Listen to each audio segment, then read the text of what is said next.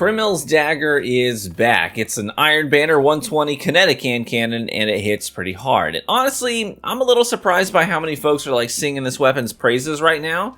You know, I played many hours of excruciating Iron Banner PvP with enemies whose character models, when load in properly, on bad balancing, on Citadel, Vostok, and Eternity on rotation, so that you wouldn't have to. So I can make this video to let you know if Crimil's Dagger is worth your time.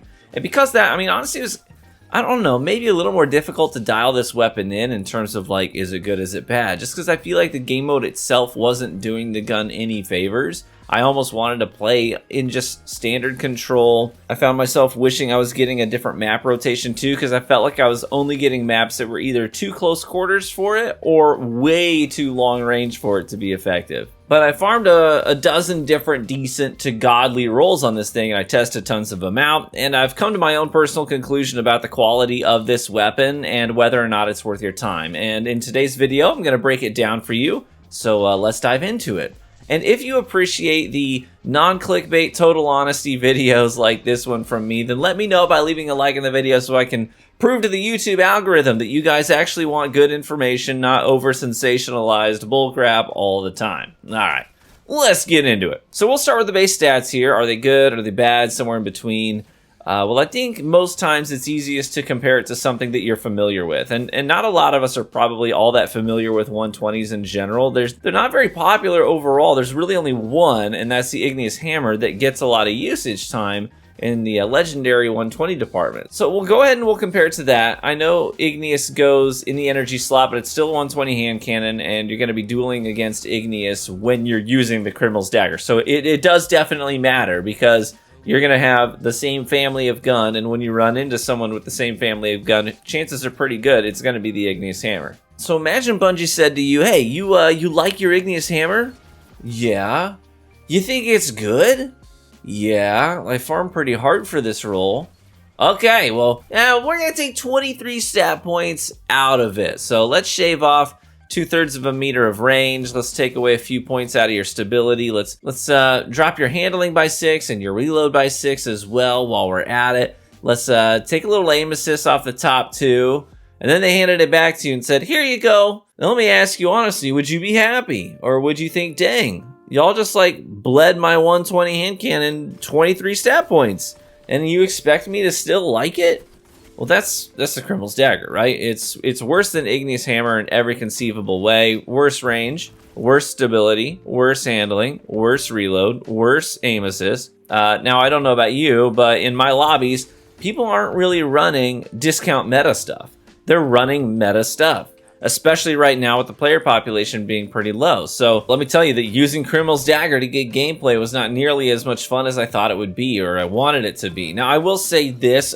I'm not going to just dog on the Crimil's Dagger the whole time, because it did find a couple of rolls that really did work for me, and I feel like I really needed to dial the gun in. I think it's something about it, how boxy it looks, something about the way that it feels while firing it. I really had to sort of acclimate to this weapon, and it did not happen quickly for me. But once I did acclimate to it, some of the better gameplay you're going to see in the video is once I really dialed the thing in, and it felt much better. I had like a 40 kill game in Iron Banner with it. But again, that was really leaning hard into very specific roles, which I'll get to in just a second. So going back to the base stats, does the Crimil's Dagger have a juiced enough perk pool to offset what it's missing in terms of raw stats? So we'll move on to perks next. In the first column, we've got Outlaw, Moving Target, Strategist, Air Trigger, Slideways, and Enlightened Action.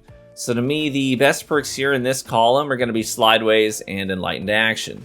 I mean, Outlaw's never a bad thing to have. It's always helpful, especially on something like a 120 hand cannon that is usually you're getting precision kills with these things, and then they have really slow reload animations. So Outlaw's not a bad thing to have. Moving Target, again, not a bad thing to have either. A little more aim assist while you're dueling. I'm pretty high on the new Strategist perk, but I don't really care for it for this gun in particular. I tend to like it with things that are a little bit more scrappy, more dually up close. I'm not big on Air Trigger, but like I said, Slideways and Enlightened Action, I think your best options here. So 120s have bad handling, bad reload speed by design. So having Enlightened Action here to offset that is pretty nice. One of my favorite roles I settled into was Enlightened Action with Precision Instrument, which I'll get to in a minute. but Enlightened Action was just so nice to have. And then Slideways, obviously a great perk for hand cannons, giving a huge chunk of stability and handling for 3 seconds after sliding, while also putting a couple of bullets back into the mag for you. So you really can't go wrong there. I would say Slideways is your best PvP pick here, with Enlightened Action close behind. In the second column, we've got Precision Instrument, Adagio, Opening Shot, Zen Moment, which is weird to have in this column, but whatever. Got Explosive Payload and Kill Clip. So my 2 favorites in this column are definitely Adagio and Precision Instrument. Opening Shot, again, never a bad perk on 120s. It's just going to help with consistency on that first shot of your volley there. You got Zen Moment, which I did try Zen Moment roll, and Zen Moment obviously feels great on every gun, but in terms of how much bang you're going to get for your buck, 120s just get a little less than something like a fully automatic auto rifle is going to get out of Zen Moment. I do like having Kill Clip. I mean, there's something to be said for having Kill Clip on a 120. In fact, my old, I've got like an old Bad News that has Kill Clip on it as well. It's just not something you see on 120s anymore. So big damage after a kill is never a bad thing. But I really want consistent 2-taps, which I can get from Adagio, right? Lets you chain kills and 2-tap with 115 damage to the head after a kill. That can make for some really fun kill streaks in PvP, especially 6s. And I had some great games doing exactly that. That like 40 kill game on Cauldron or whatever was with my Adagio roll. Then you've got Precision Instrument, which increases your precision damage with each consecutive shot. The nice thing about Precision Instrument is that if you enhance it, if you enhance the perk, you can actually raise the resilience check on that 2 to the head, 1 to the body kill. You can raise it to tier 9 from tier 8. So the only way for an enemy to avoid that 3-tap is now being tier 10 resilience. And that will occasionally matter. It absolutely will matter from time to time. But it can also make for some good kill chaining. Is, you know, you can take on a second target with multiple stacks of PI and do some big precision damage on guy number 2, assuming you go right into it. So it's great for team fire in a lane as well because of that. But honestly, my biggest beef here with the gun, I think, is just that it's a 120. Like, the honest truth here is that 120s, I don't think they're really all that great in the current sandbox. Igneous is the one glaring exception because it's frankly, you know, insane. Juiced perks, juiced stats, adept mods. But what other 120 gets any kind of traction in PvP these days? There really isn't one. I would argue maybe that the round robin has some utility because it's craftable, it's got keep away, it's got strand build synergy.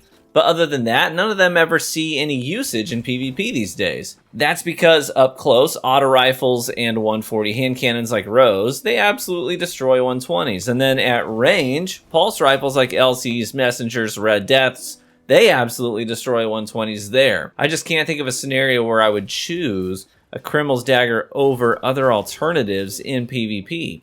And it's not that it's a god-awful gun, because it's really not. Like, I had some really good games with it. It's just a decent gun in a game that's been out since 2017 and is absolutely loaded with god-tier guns at this point.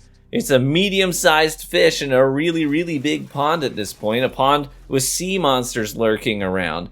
And the 2-tap potential with Adagio is cool, it's really fun, but realistically it's not going to consistently net you a ton of kills unless Bungie dials back the ability spam meta that we're in.